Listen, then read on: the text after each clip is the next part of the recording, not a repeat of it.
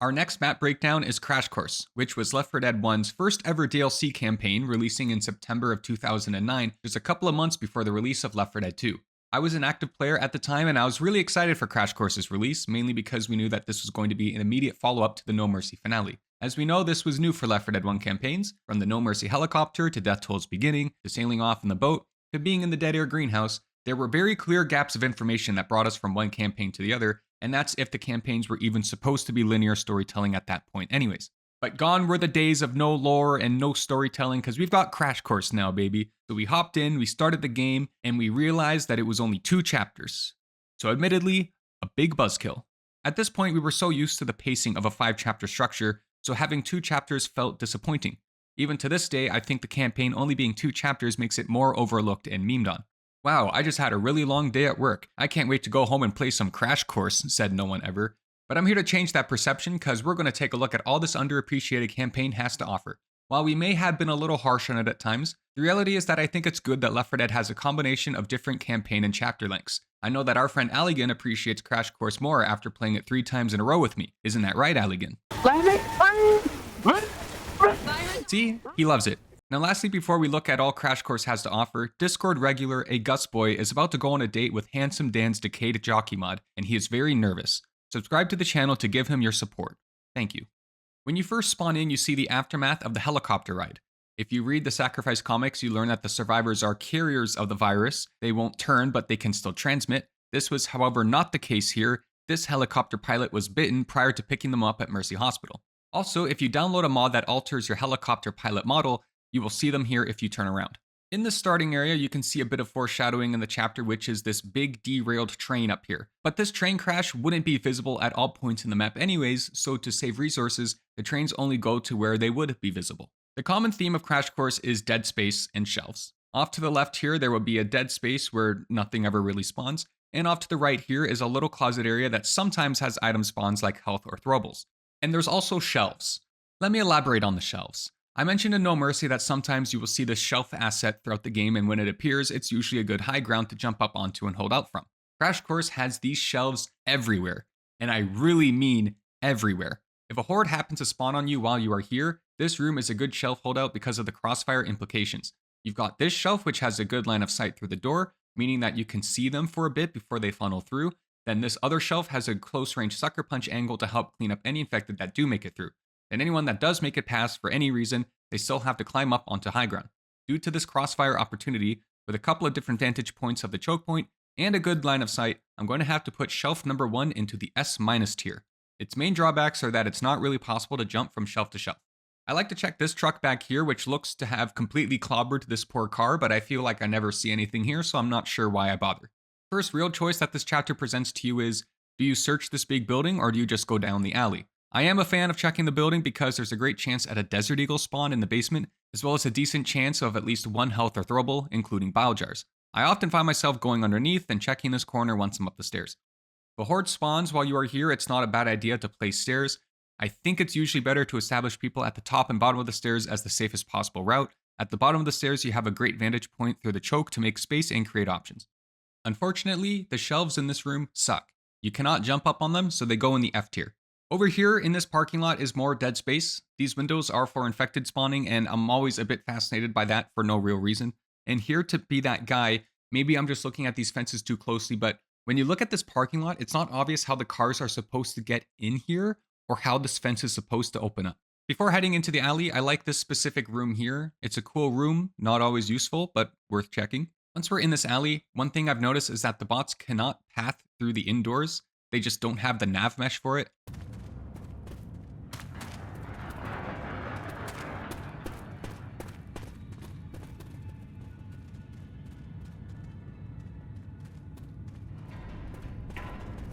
It's also worth mentioning that this exact same nav mesh error is also present in Left 4 Dead 1, as are the other 2 nav mesh errors I will be pointing out later in this video. Also, I want to share that when I tested this in Left 4 Dead 1, I spawned in, no-clipped right over, and warped all of the survivors into the room, and the bots made it a point to run out of the room and all the way back up to pick up pills, and then grouped up with me. Also, the first respawn closet of the chapter is already right here. It's insane how close that is to the starting point. A truck holdout is generally not bad if you've got your shotguns and melees in the front, the only problem being that any special infected can wrap around the truck and get some surprise damage off. Holding out in the alley itself is awkward because of these dark dens. It may not always be obvious where to put the common gas can depending on when or where the horde flanks from, regardless of which side your gas can is on, so long as it isn't too close and covers the respective doorway of that side, it will go a long way. You can actually wedge yourself into this unique little crevice here at the front of the truck, and this is a surprisingly good angle to hold. And this is kind of entering exploit territory a little bit, but you can climb up the side of this truck, you get on top of it, and then this is a really good high ground advantage. Depending on the timing of said horde, it's also possible to jump up onto this van here, and the high ground advantage is pretty nice. Either way in this room, can be awkward to fight a wave in because they can flank from the ceiling as well. 3 potential choke points, hard to find a position that can reliably deal with all 3, and when you stand in a spot that can somewhat see all 3, you're standing underneath a skylight that they can jump through. I'd probably hold out closer to this forklift and use the forklift as a high ground, while also playing around this respawn closet and first choke point in general. There is a shelf you can jump on, but barely. The pathing is specific and can really hold only 1 or 2 people without high friendly fire chances, and when you are up here, you can only see 1 choke point and your movement is heavily limited. But it is very high up, and since it's technically a shelf holdout, this would go into our B tier. Also be sure to really check your corners in Crash Course. A lot of item spawns are on the ground as you enter a doorway, and they can be easy to miss if you're just kind of breezing through casually. I'm a personal fan of this transition here back outside. Not sure why, but it just kind of scratches a certain zombie itch in me, I don't know. First things first, if you jump down, you can only get back up through this door by using the dumpster or the van. You can also climb the bigger dumpster here for a high ground advantage and can then do some jumps on top of this truck if you wish. Also a guaranteed tier 2 weapon spawn. In my playthroughs, I find it's usually an assault rifle, but can be the other classes as well. This little garage here has a wider choke point, but it's fairly spacious inside, so not terrible to hold out on during a horde. I also like this cheeky little ledge here to jump up to using the garbage pile. I like this detail here in the map where you can look through the chain link fence to see this specific weapon spawn, and then can decide if it's worth it to walk all the way around to pick it up. And it's normally a tier 2 weapon spawn as well, and sometimes a single spawn deagle.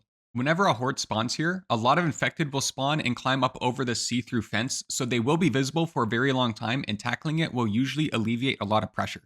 We are now entering some exploit territory here, but if you are a fan of the common infected jump boost, you can use it to get on top of this fence and in turn the trailer.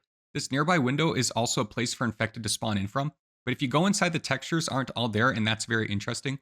And if you go even further back here, you can get a glimpse of just how big this entire back spawning area is and how it follows you along throughout this entire part of the chapter. I also like this specific part of the chapter because it's pretty flexible in terms of which way you can go. If you want, you can navigate through the steam room, or you can stay outside and cross the street. This part of the map kind of looks like a lopsided figure 8. No wrong answers, just what you're feeling. If you think a horde's going to spawn on you soon, might be safer to stay indoors, because there's some shelf holdouts. When you exit the warehouse prior, I like that as an area to clear with a pipe bomb, but I like throwing a pipe bomb here even better to flush out infected either way. This room specifically is fantastic. You've got shelves for high ground on each side of the room. You can't jump back and forth between the sets of shelves, but the layout of the shelves grant you a ton of flexibility.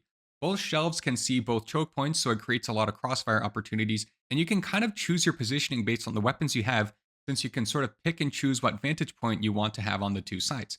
If you're on this shelf, you can get a really good line of sight down the steam room as well. Shelf number 4 goes straight to the top of the tier list as S+. This steam room, of course, also gives you a top 5% voice line in the whole game. Watch out for that goddamn steam pipe. Man, I love steam. I love steam too. This next room also has shelves, if you'd believe it, as well as a respawn closet. If you ever find yourself holding out here, the respawn closet can help, but also the shelves here are really fantastic too. In this corner is some boxes, so it's easier to hop up, and then you can get a pretty good view of the front choke point, including this door across the street. On this part of the shelf, you can get a good line of sight down the way you came, and then this smaller shelf can sort of pivot between the 2 choke points. Easy for all the shelves to cover each other. I originally had this as an S, but I think that it's an S+ too. Breaking out onto the street here, you're awarded the luxury of just a quick run across the street, and you get the guaranteed tier 2 weapon spawn as well. If you are sure that a horde isn't going to spawn soon, you can take the more direct path across the street. If you go straight inside, I know sometimes there can be throwable spawns on this alley truck. If you look back here, there are 2 different big rooms infected can spawn in from so that they can hop over this truck and attack you. And also if you look even closer, you'll notice that the truck is actually clipping into the wall. This shelf room is actually pretty insane to hold out on. It's fairly claustrophobic overall, but you can see these crazy lines of sight. From here, you can see this doorway. From here, you can see this doorway. And from here, you can see this window. So that's pretty cool. And then no shelf really has a deep line of sight towards the truck because it's such an enclosed space anyways. Claustrophobic room, plus you can't jump from shelf to shelf, but the lines of sight are pretty cool, so I'll put it in S-. It's cool that you can just jump out this window, but I do think it's always worth it to check this extra room and this little pathway here because I've seen a lot of good things spawn here over the years. Walking out of this little choke, you can see yet another cheeky area the infected can flank you from in this map. This area here is home to probably the coolest little map trick you can do. If a tank hasn't punched this car, you can use it to jump up onto this fallen train car and then onto this platform. It doesn't help you advance forward, but it could help with kiting back a tank or a witch, and I just like the high ground advantage in general. But let's take a closer look at this big train wreck up here now. It just looks cool from multiple angles. But also if you look up here, you can see that there aren't any tracks, so it's kind of no wonder that the whole thing got derailed. This alarm car placement on the other side of the bridge is really sneaky and I love it. If you shoot anywhere down this choke point, you risk setting it off. I would not suggest moving or randomizing this alarm car placement as I think it's perfect. In fact, I would probably suggest rotating the car so that it's harder to miss. Also, I think it's funny that the lights on this part of the map all shine on the alarm car to draw even more attention to it. I'm always amazed at how many idols I see manage to spawn here. I do want to take a good look at this entire train scene again though, just because I do think it's the coolest part of this chapter. A lot of this campaign is just streets and warehouses, but here we've got a nice big train crash, so I think that's worth taking a good look at. Also, all the street names in this intersection are rusted out. I have a quick question, how is that possible? The infection's only been going on for like 2 weeks at this point, right? These signs wouldn't rust out, so we'll give this street our own name, in which I'll call it Allegan Avenue because I know he loves this campaign so much. Behind the train pileup here on Allegan Avenue, you can see a space for infected to spawn in from, and then there's more space, a lot of it. I know it's there for general decorative purposes because the infected team can see these areas all the time, but I'm still fascinated by it. In this room here, there are shelves which we'll get back to, but also a sniper spawn, so if you happen to not have a sniper spawn by now, well, here it is. Also, this is less analysis, this is more of a warning. If you are trying to crouch underneath this trailer, if you don't want to get stuck, you have to take a pretty specific route through it. There's also this other room off to the left here, which sometimes has other items, but I think it's mainly just there for the respawn closet. You can technically stand on this dumpster up here, which is a nice high ground, and you can walk through this tree, but I've never found an item in the tree, just more zombies. I like this transition down here, down the ladder, with high ground to pick off some zombies before advancing forward. There's a fair bit of dead space here where if items do spawn here, it's only ever happened during times where I didn't bother to look around, which is the majority of my sessions. It's also cool that you can see the skid marks of this big truck collision and the broken fence. You just know immediately what happened here. I also really like to stand up on top of this truck for the high ground advantage. It's just really good.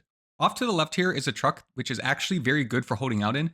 Since the majority of the infected will get funneled down a long distance you can see down, we'll come back here later. This fence, by the way, is impossible to jump up on. Even if you decide to get onto this truck from the bridge, there's walls preventing the fence from being accessible. This is a quick aside, but if you trail off from the road here, there is some foliage here that can be sketchy to fight infected in, and there's also this water rail here. If you don't play Crash Course often, then it's very likely you haven't looked here much. For a very quick, improvised, and surprisingly not bad horde location, there's this corner behind the truck's hood before you go under the bridge. This green truck is very important, and we'll talk more about it later. It's good, but not just because it's got a great high ground and is easy to jump up on. Emerging from this bridge, you do need to be mindful of this ledge up here where it is not at all uncommon for special infected to flank you from, especially boomers.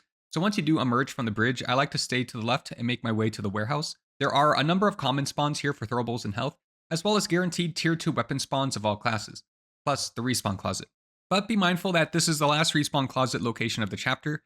Anyone that dies after this and can't be defibbed will have to wait until chapter 2. It's not uncommon to have to hold out here because this part of the map has a very specific dynamic. First, you have to push uphill, which already comes with some degree of caution you need to exercise. But there's also this patch of trees. So if you run forward too hastily, you can get flanked and or separated from your team, not just through different levels of elevation, but the trees. But if you take too long, then a horde can spawn on you and now you're caught in the open. So often I find it's a good idea to just hold out in this warehouse because you have a very long line of sight to this area and guaranteed snipers and assault rifles. Plus they have to go through 2 layers of doors behind you if you've closed them. So it's much nicer to funnel them here. Just be wary that they can break this left barricade here. Also, you can't jump up on these shelves, so they go in the F tier. And also never forget my golden tree rule: 2 steps forward, 1 step back. Run forward to draw them out and then kite back a bit. But this tree section is also a great pipe bomb opportunity.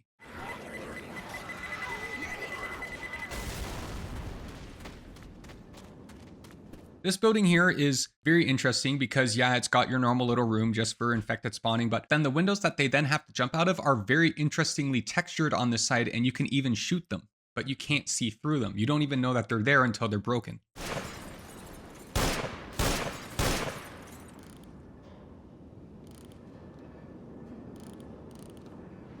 Once you get up the hill, you of course have your big barricade holdout, and the strat public lobbies tend to do is hold out on this specific shelf, with throwables and gas cans, if any, being used to deal with the bulk of infected from the front. This is a tried and true method, but of course not immune to things like smokers, chargers, or spitters. But overall still very good, and more weapon and ammo spawns around this area gives you a lot of options to pick and choose from, and that's excluding the weapon spawns in the warehouse you just came from. Before we even do this holdout, I want to point out that if the survivors did just a little bit of parkour and investigated here, they totally could have just climbed over this barricade. Are they stupid? Of course you'll need running or somewhat limping speed to make the jump onto the shelf here, but if this wall breaks down, anyone can jump up. Alright, now let us discuss the different strategies for holding out here, because I'm sure maybe you don't want to use just the same holdout in every one of your playthroughs. So funny enough, the minigun holdout is a bit of a noob trap, specifically because you hop on it, a ton can spawn in on the left, but the minigun itself can't reach that far, so it's silly. But the actual truck that this is all based around is a good holdout anyways, so you can just do that instead. You can also opt to run back to the warehouse you were just at, and it will work for all the same reasons it would a regular horde. We attempted this back corner down here by the Humvee, but the infected can just spawn right above you and it becomes sketchy real quickly. We made it work, but I wouldn't really recommend it. Your fire source to deal with these infected while not burning yourselves is a little too close for comfort. Finally, we tried this bus holdout. It technically worked, and while there's enough space to survive most spits, it's just too sketchy of a holdout. On the right side, you can see infected path towards the pipe, but you can't see them climb up. Every infected jumping over close the gap quickly, and the space can fill up fast. None of this mentions smokers or the uphill battle of someone repositioning up here, so it did work, but I think a lot of times it won't, and I just don't like it. Now, maybe you want to take a good gander at some running back strategies. A pipe bomb or bile jar can help give you a good head start, or just a Molotov behind you, and then you can run through this building, out this window, and onto our favorite green truck, which I mentioned before. This will make you not take damage, and you can run further back into the campaign. One stop you can consider is this truck holdout I mentioned earlier with the very long line of sight down the road. Most will come down the road. Other infected will sort of path out of human bounds and jump down from this fence, but you will be able to see them do it and be ready for it. We also tried this little room back here with the respawn closet, and it worked out excellent as well. You can also go even further back, up the car and onto the trains and buildings, and you will get a crazy good line of sight down here.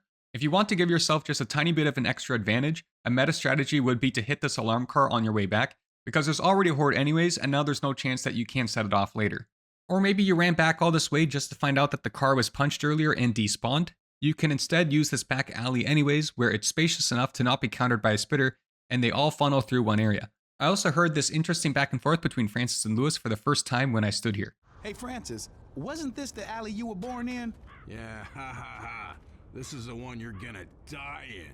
As we established in the No Mercy video, the further back you run, the more the infected will funnel, so basically by the time you get to that green truck, you can expect to not really get flanked that much, and especially by the time you're back by the alarm car and train catastrophe, you can expect to not really get flanked, period. One last place to hold out in is the shelf room, which I said I'd come back to. It's an overall dark and cramped shelf holdout, so your mileage may vary. However, you can fall back to it if the infected break this wall really early. If you want to run back immediately, then there's a higher chance you'll just have to loop all the way around again. It's easier to jump up on, and then there are some good lines of sight through the holes that the infected create in the walls, including visibility into some doorways. However, because it's cramped and there are 3 choke points in this room, S-. Once it's time to cross the bridge, I like to jump in the small gap naturally created by the truck, as it will help you in checking that corner and gaining better visibility ahead. It is not uncommon for your team to be a little bit beat up at this point, so any little advantage you can net yourself to check corners will go a long way. For no specific reason, I just want to point out this big Eastern Waterworks building on the left side that you can't get to. Just take a nice good old look at it. And once again, it goes on for a really long time.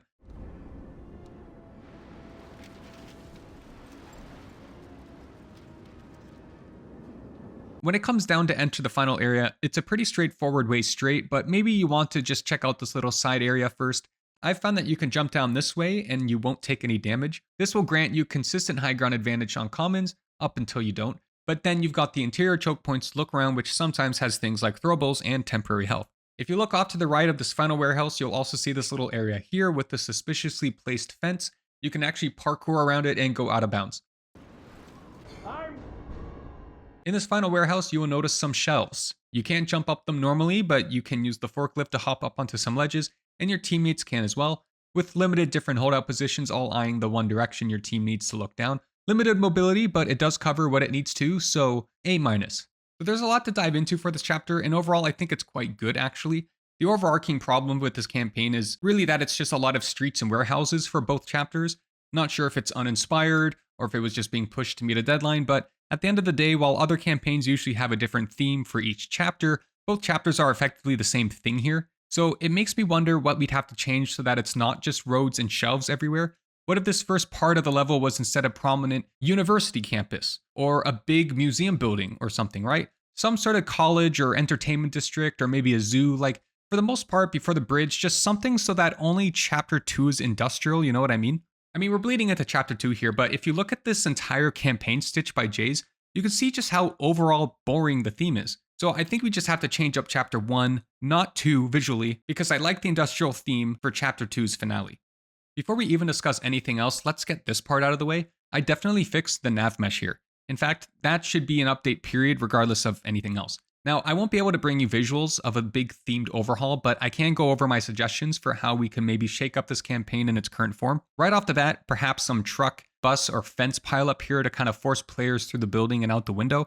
This could potentially make holding out in the building much easier though, because if you're holding out, any infected flanking from the right will have to climb over, and that's just more time spent in your crosshairs. Or maybe this big garage door can be closed and then the infected can break that later. This alleyway could maybe sometimes have a car or two spawn here so that it maybe negotiates you towards the left side. And also if a car was here, then maybe that could be some cool parkour, I don't know. Not every room, but perhaps in some rooms the shelf orientation could be a little different. This figure 8 here I'd be careful with. In the past with those no mercy path suggestions, it would be to just make players take a route that's less traveled. And while this section has different combinations of routes that you could theoretically force the player down, I think it's a strength in this chapter that it's kind of a 50-50 which direction players go in, and therefore good that they have the option. So I'm not really sure if I'd touch this area. Maybe I'd place some breakable boxes here. And perhaps if this building was blocked off, then there could just be some car platforming instead to make people climb up over this train.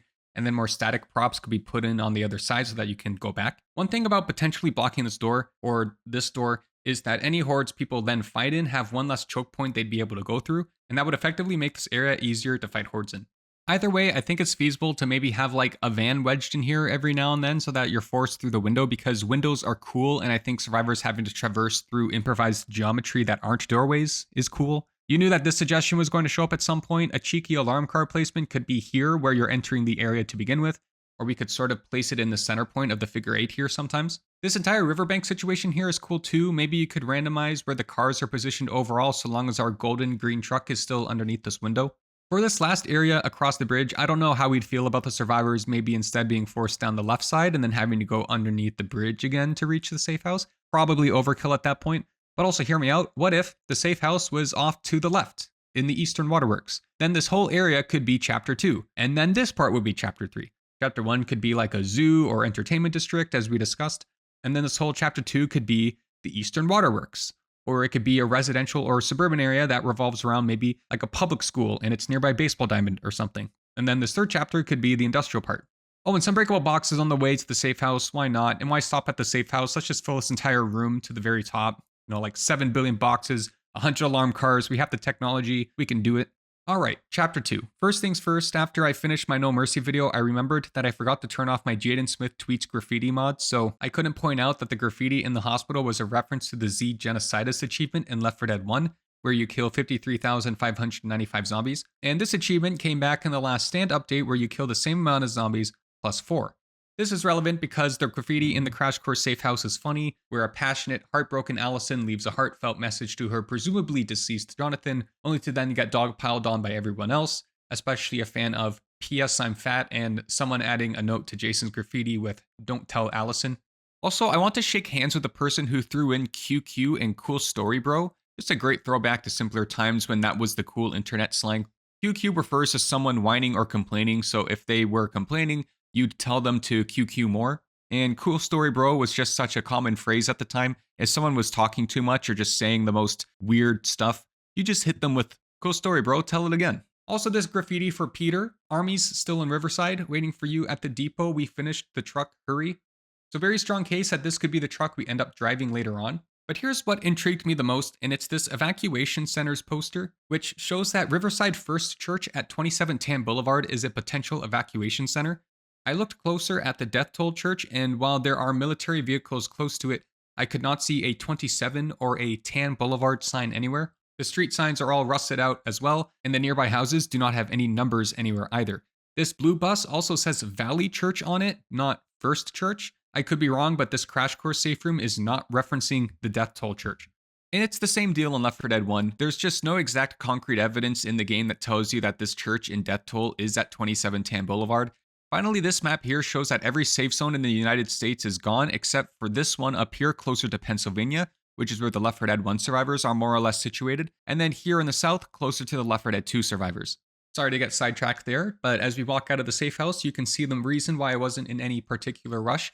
These shelves suck because you can't even stand on them. At most, you can maybe get yourself pinned into this corner behind the boxes. F tier. Interestingly enough, I found that this chapter can have 2 survivor zombies throughout, and the first one will be around here in this opening area. If he's not one of the first zombies that spawn in idly, there's a chance he will be part of the first horde instead. Interestingly enough, it also isn't uncommon for him to not hold any pills or medkits at all, just throwables, but that's alright because this opening area is a good pipe bomb opportunity because of the dark corners and trucks that you can flush infected out of. But over here is neat because this area is home to a unique room that this chapter specifically has. Right here is a door that you cannot break down. Infected can break it down, however. Whenever a horde spawns and you are somewhat near this door, there's a chance that the infected will spawn in this little room and break down the door as a means of flanking you. And inside are more shelves, but I'm not going to look at these shelves as potential holdouts because that's even more ridiculous than it already is. But yes, this chapter has multiple instances of this, which we will cover. If we elect to go straight, we have another shelf room, which is easy to jump on because of this wire spool, decent covering and flexible lines of sights and vantage points. But the coolest thing is, while sinking down a bit in this corner can leave you vulnerable to common infected on the ground, it allows you to see through both the doorways here, which can single-handedly deal with that part of a wave. Shelf number 10 is an S. You could of course just go straight onto the street and get on with it if you're already happy with your loadout, though going inside can give you a chance at throwables or temporary HP. On the opposite side of the street here, before you progress, is this cramped little room which may or may not have items in it, but it's not a crazy time investment to check. It took me a few playthroughs to even realize that this room is here. It's also got a cramped shelf area which has limited space but ultimately gets the job done because there's only one choke point to look at, so A tier. Earlier I mentioned those rooms that infected can spawn in, break down the door, and then flank from. In Left 4 Dead 1, this was one of those rooms. They changed it to be accessible by survivors in the second title. You can also technically infected boost onto this awning here, but there isn't really a big reason to. Moving forward here, you've got 3 options on how to progress forward. You can check the left or right sides for choke points and items, while the center is more direct and wide open if you want to leverage long-range weapons. Also, this parkour opportunity isn't real, and neither is this one. Let's talk about the 2 flanks here. The shelf arrangement on the right side looks pretty cool with this particular setup here, and the other 2 shelves provide some cool possibilities. Every shelf can deal with both choke points actually. This shelf here specifically is a cheeky view of the choke point you come from. Can't jump from shelf to shelf on this side, but very flexible and spacious indeed. Held back a bit by the actual lines of sight not being the greatest you've ever seen. S-. On the left side, this shelf holdout is immaculate because it's easier to hop up because of the wire spools, and then you can also jump back and forth between each shelf. Both shelves can see both choke points very well, and they can cover each other. Very flexible design, easy to cover each other, everyone sees everything they're supposed to. S+. That's right, a bona fide, beautiful S+. Mwah. Chef's kiss. Advancing forward, I want to point your attention to this fence here. In Left 4 Dead 1, there was a vehicle that you could jump on, which allowed you to jump over this fence and down this path, skipping half the chapter. So in Left 4 Dead 2, they patched it by removing that vehicle and placing an invisible wall. If you're no clipping and walking around, you can just walk right on top of this invisible wall right here. Once again, in this area, we have just more crash course. You can go straight down the road or you can wait for it. Venture off to the right here and look at more shelves.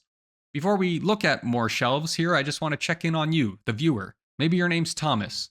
That's right, Thomas, I'm talking to you. How you holding up? Are the shelves driving you a little crazy right now? Here's your warning that yet another shelf is coming up and maybe you want to take a swig of water before we venture further.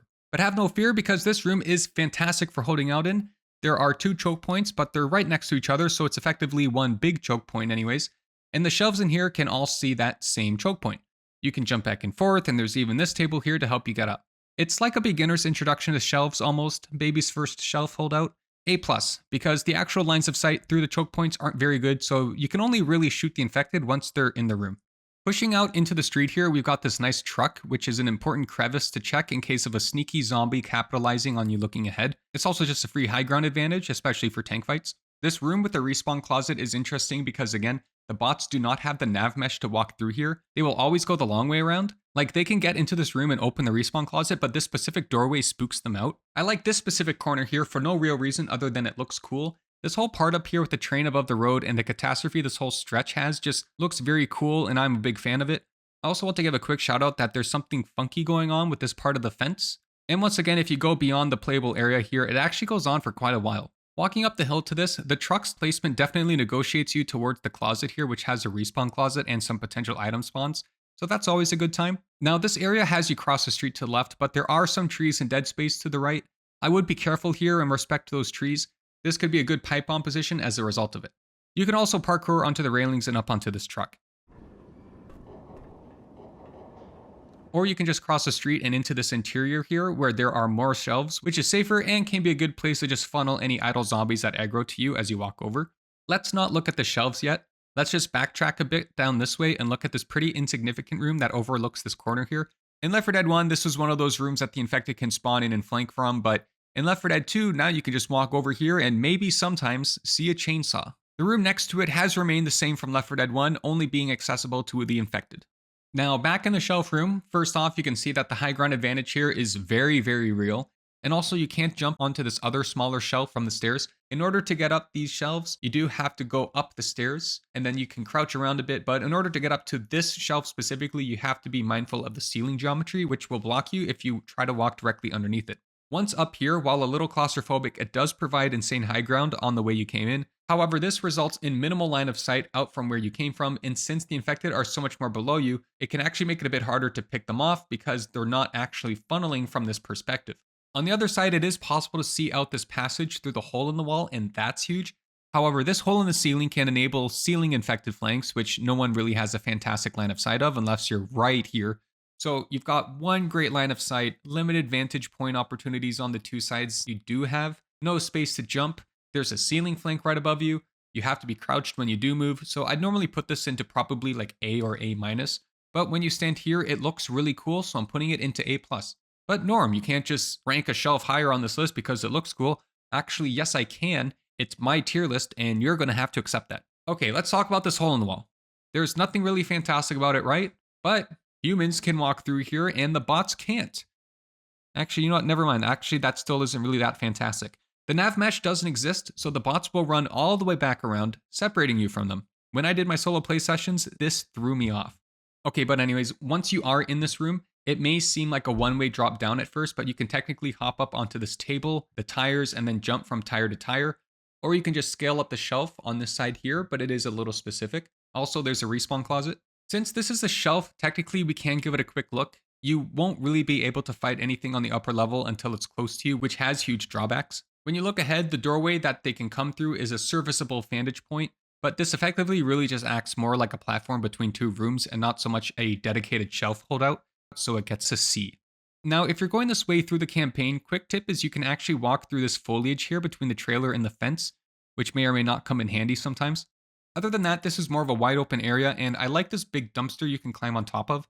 Now, at this point in the chapter, I often find that it is around here where we can start to be lower on health and or ammo. The ammo, especially if you are insistent on keeping the same weapon you've had since the safe house. There is normally a weapon spawn here, but it's not always going to be the weapon you want, so just something to keep in mind during your playthroughs in regards to using your secondaries a fair bit. Remember, in other campaigns, you get to go to the final safe house, which has medkits, and then you take a short walk to the finale, which will have more medkits. You don't have that luxury in Crash Course. It will only be the finale's medkits once you get there. I consider anything beyond this point the final stretch of the chapter. So I think having decent ammo at this point is an important thing to keep note of so that you can finish strong and maximize that chance of getting to the finale. I also think that it is around here or maybe a tiny bit further on that I'll see another survivor zombie spawn, but not always. I'll be real in that I'm not fully sure how it works in this chapter, just that I've seen 2 in one chapter on more than one occasion. And I think one time I saw them in the finale, but I'm not entirely sure. Anyways, before we move further, we can explore this dead space here, which I think at this point serves as more of an infected flank opportunity. as the only other thing it was beforehand was a shortcut path in Left 4 Dead 1. Here's what it looks like. There are 2 other infected-only rooms here. This first one is much bigger and has 2 possible entrances, which from the outside are these 2 inner doors out of these 4. And then the second smaller one is right here next to this trailer. It's genuinely driving me crazy that there's even more shelves. It's like, hey Gabe, we already have like 7 billion shelves in Crash Course. Should we add any more? And he's like, yeah man, add more. And you know what, make them secret. Yeah, add secret shelves. The 7 secret shelves of Crash Course. I need a doctor. Moving forward towards this shipping container, you will notice that off to the left is a respawn closet and another shelf. This shelf holdout is very straightforward, but also sparks conversation because if you just go up onto the shelf, which is easy to jump up on now, it has a low line of sight and enables minimal mobility. But if you jump down behind the desks, then you actually have a great line of sight towards the shipping container. So if you do your holdout like this, you can have someone on the ground floor dealing with the shipping container, while others are on the shelf covering the ground guy. And also the desk placements kind of delay the infected pathing a bit. So it becomes, do you consider the desks to be part of the holdout? If you don't count the desks, then I think this is a solid A, because it covers what it's supposed to cover and nothing more. But if you count the guy on the ground, then this is an A+. So what do you think? Do the desks count? Moving forward, there is a bit of dead space off to the left here, and you can go through the shipping container, but I prefer to climb up the truck here so that I can platform forwards and even get on top of the shipping container. More visibility and more options this way. Not a terrible pipe bomb opportunity if you want to flush out the left side, but if you stick up to the right side of the truck, you can move forwards without aggroing the infected hidden behind the trees there. Also, technically, you can flank by going to the far left side here and hugging the wall, although that's all trees and I wouldn't really recommend it. Once here, you can jump on top of this container for a high ground advantage. There's also usually gas cans that spawn here, and maybe you can juggle them to the finale if you wish. I think this room is usually worth checking out, plus a respawn closet. I feel I often find health and throwables in here. You cannot jump up on here as much as oh! I lied. You can't jump up here. I knew that. Knew that all along, actually. Oh, can I make this jump? This area has 2 infected rooms. The first one is off to the right here and is behind a smaller door in a much more cramped room. The second is a much more spacious room behind this garage door next to the trucks. So once we are here, moving forward, we've got 2 options. Outside up the ramp or inside past some shelves. Let's not look at the shelves yet. When going up the ramp, you can leverage longer range weapons. You can also technically climb up onto trailers if that means anything to you. There's also some advantages to holding out in this room during a horde. Mainly this doorway can show you a fair bit down the path you came from, and you can also see the doorway directly across from you. Alright, let's get this over with. If you're inside, the shelf assignment is alright. You can jump between the 2 if that's important to you. Decent vantage point of the way you came from, but it can get widened with the second door on the left getting broken down by commons. Both shelves, however, are not able to get a good view of the single door, so that's a bit of a problem. It's also nice that you can get up easier with these boxes, but overall, an underwhelming shelf held back by poor flexibility and limited perspectives. A-. And technically, this is a shelf you can get on top of, but it is very cramped with no room to move or really see anything coming at you. B. This is the last respawn closet before the finale, and this little room isn't terrible to hold out in either, as it is a final hoorah before said finale, although it is a little claustrophobic. In this final room off to the left here, you can get gas cans or other throwables and health items. There's also this pipe. Holding out on this pipe isn't terrible, but it isn't a shelf, so it goes in the B tier.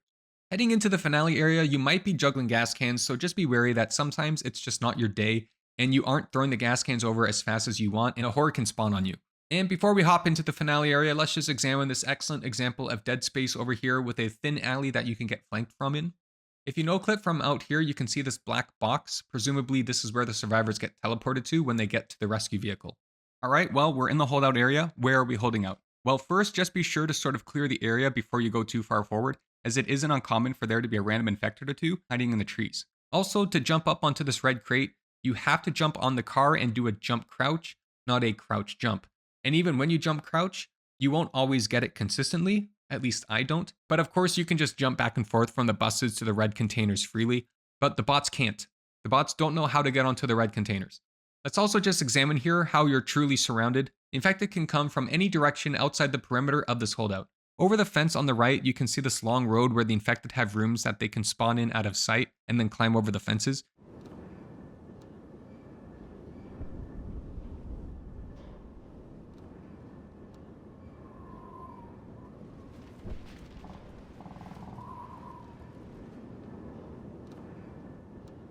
Here's the big area behind the minigun they can just jump down onto, no problem.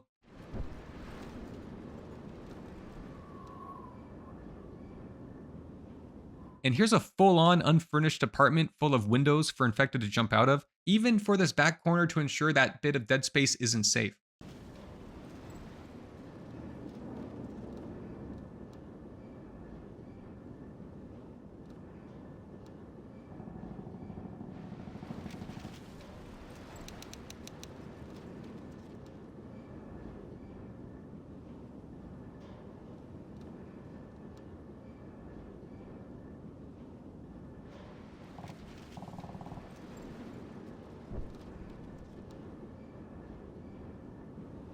So where do we hold out? Well, every potential holdout spot in this finale is actually pretty flawed, so there isn't any one good specific option. For the longest time, I was holding out on the double bus high ground. Spitters aren't great, but this is also the usual go-to in my early Left 4 Dead 1 and 2 playthroughs because of the high ground advantage, and a bit easier to play around the sandbags for smokers. Nowadays, it seems like the go-to strat is in fact the minigun, with the strengths being a wide view of most infected in front of you and high ground advantage. The minigun itself can actually see everything too, except for the windows on the far right. However, the noob trap side of it is the big windows behind you, which can put a big dent in your health bars. When you hold out by the minigun, this series of jumps is possible to get up and down from the lower Petermobile and tires. I'm calling these Petermobiles because of the earlier graffiti directed towards Peter. I experimented with this outside holdout on the high ground, and you know what? It wasn't terrible at all. All the infected have to climb up to get to you or funnel through the double doors. The downside is that the double doors choke point is still a little wide and this crack is vulnerable to leakage, and smokers mean a run back as well. Also, generally speaking, this jump from the platform down onto the truck is an important gap, especially for tank hiding. This infected boost is also possible. Now, I know I said in the No Mercy video that I didn't want to cover exploits, and in this episode I've been looking at infected boost locations. I'm mixed on this stance. I never use infected jump boosts personally, but I do think that they're cool and there isn't any rules telling you to not use them. So let me know how you feel about me going over infected boosts in my purest Christian Left 4 Dead 2 videos. Now I also happen to really like this back corner. I used this in my solo expert attempts and it really helps that all the infected come from the front, converging from two similar points which can both be cut off by a single fire source. And if they do flank from behind, you can see them the entire time from the fence. I'm actually very big on this spot and I encourage everyone to give it a try the next time that they're playing Crash Course. I think it's got the potential to be the best and most consistent holdout spot.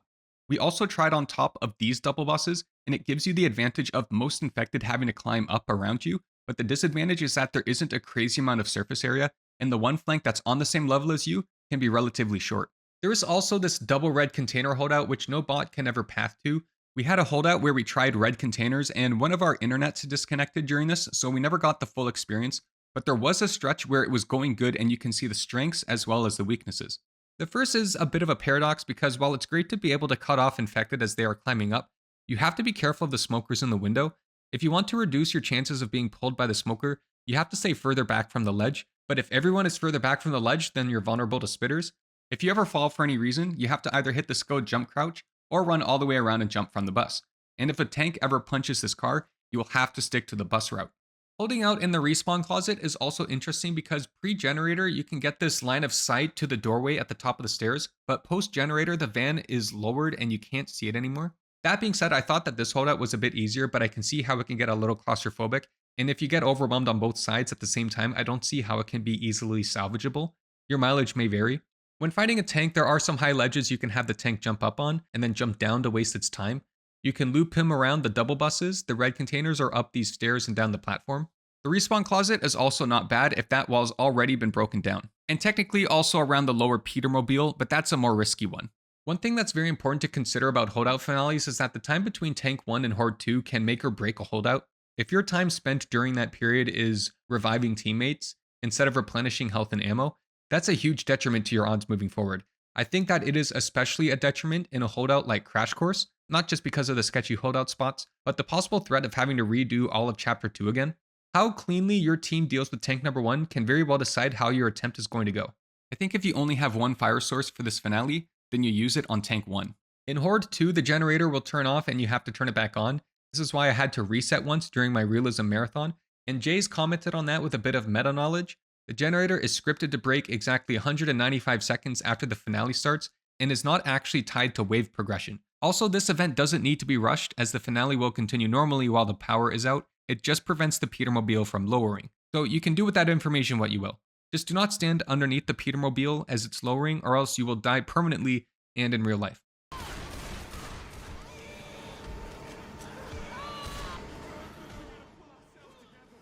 Oh no, the thing was collapsing on top of me. Oh. Oh no. Oh, can you... Oh wait, no, what happens if I get defibbed? No! No!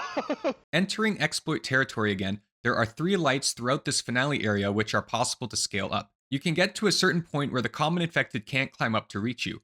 From this light specifically, when you climb up, you can see through this infected spawn window. And when you're running to the rescue vehicle, our friend Saints had this really cool Molotov that I think I'm going to start copying from now on. Lastly, I want to add that in my fort building days, I liked to have the Petermobile binded to my equals button so that I could place it like a doorway or something and it would be a cool way to peek out and be able to shoot zombies safely. Alright, so what would my suggestions be for Chapter 2? Well, in the starting area, similar to that lopsided figure 8 in Chapter 1, I think I wouldn't change up this area at all. There are strengths to choosing to fight either inside or outside, and since it's kind of a 50-50 in every playthrough, I think just keep it as is. I feel the same about this next stretch here with the alarm car. If we would theoretically do things like randomly block doors or put in big buses, I'd want that to be a rare thing that occurs, maybe 10 to 25% of the time. I do think that perhaps you could fence off this corner and put up some props here so that people would have to jump up over the railing to advance forward. I would like to see more of these doors open randomly or have them be broken down more frequently. Maybe you can sometimes have a tank spawn behind one of them so that they break it down and it's dramatic and cool. I mean, same note as earlier, I think it's a strength that people can choose inside versus outside here. But either way, maybe you could sometimes put a container here so that you can only advance forward by walking through this little crevice in the truck. Maybe if there was even more trucks, you'd have to walk through this tight choke as well, but even for that idea, I've got mixed feelings. This whole chapter is genuinely just a series of, yeah, I guess you could technically block off one way or the other here, but it's an advantage that all these different paths can be explored to make different playthroughs unique from one or the other, and it seems to happen 50% of the time. In easier difficulties, maybe put up a 4 stack of medkits around here if they're struggling. In my campaign difficulty tier list video, I put Crash Course at the very bottom. And playing Crash Course again, for the most part, I stand by that, but that's because I play with other humans. When playing with the vanilla bots solo, it was especially hard on realism. The length and health economy is just so much of a struggle. The bots can and will take random ticks of damage if you aren't always keeping an eye on them, and even if they aren't dying to tanks or witches on the way there, and you've got all 4 in the finale, Lewis will just randomly jump off your double bus holdout and get pounced. Then the other bots will jump down and all die as well. Maybe I should just get the Left 4 Bots 2 add-on. Alright, well, what is our conclusion of Crash Course? Well, it's cool that it's got longer chapters, and I think such a dynamic deserves to exist in Left 4 Dead 2. I think we are better off with it. People can always just simply not play it if they don't want to. I personally think maybe a 3rd chapter would be great. I joked with Chad at one point about what if you hard rained it, where you go all the way to the Petermobile only for it to not work. So you have to then walk back and there's your chapters 3 and 4. The consistent borderline dull theme of just roads and shelves hurts the overall feel of Crash Course. Chapter 1 looks like Chapter 2. Something could be done about that, but again, I don't know what was happening in development with timelines. If this was released 2 months before Left 4 Dead 2 was released, then clearly people were spending more time on Left 4 Dead 2 itself than this campaign. Probably short-staffed, rushed, and likely more excited for the release of the second title anyways, so I really don't want to harp on Valve too hard for this one. All this aside, it is cool that this campaign is strong in the optional route department. That is a very clear strength it has, and shorter campaigns do have a place in this game. I sometimes jump into Left 4 Dead 2 thinking, alright, I've got time for just one tonight. I'd want that one to be a 4 or 5 chapter campaign, not one that can theoretically be over in about 20 minutes. So in conclusion, Crash Course is a campaign. Crash Course is a campaign. What do you think of this campaign, Crash Course, which is a campaign? What shelf is your favorite? Would you like to see a 3rd chapter implemented? Would you like to see the truck depot be its own dedicated chapter? What have I missed? As always, I'm keeping my eyes active in the comment section and Discord servers so we can go over everything we've missed once we finish all 14 official campaigns. I want to give a thank to Speggy, Schmorgus, Dice, and Saints for helping me test some of these holdout locations, and I want to thank Absinthe and Water Drinkist for enduring our 3-hour shelf holdout session. Harold Ben was not technically with us, but they were taking a look at shelves on their own while we were doing this and reporting their findings too, so a thank you to him. To bid you adieu, here are my favorite Crash Course memories over the years. Have a good one, and I'll see you guys in the future with some more Left 4 Dead 2 content. Peace. No, no! I'm Oh, reloading. thank goodness. Oh my god. You can jump to the left from here.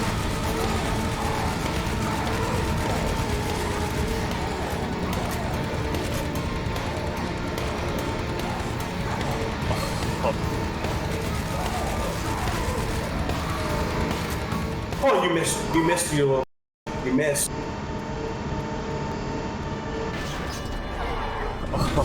I'm gonna get my bag. It's all good. The damn generator. Oh no. Oh, that's bad.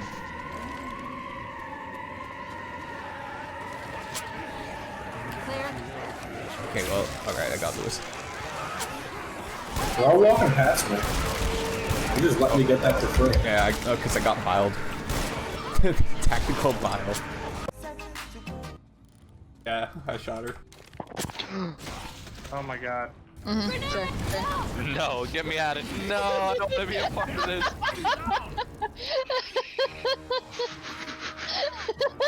Okay, alright. Oh, that was great. I love it. I love it. That was great. I love it. I love it. One more time. I'm so sorry. No, All I right, had to do then, it Pat, one just more speed time. run. Speed run. It's too late. Not speed run. Okay, for real. We'll do it for real this time. Oh, for sure. Okay, We'll do Pat. it for real this time. Dude, I'm not. Okay. I'm black and white. So good, Yeah, if guys. you're a bigger person than I am, you would not kill me where I stand. I am so disappointed in you guys. Ignore him.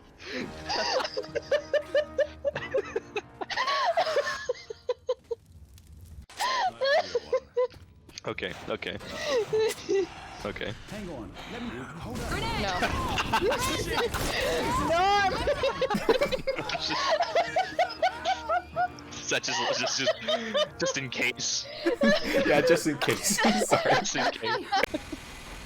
This looks so weird. Looks like you're jacking it.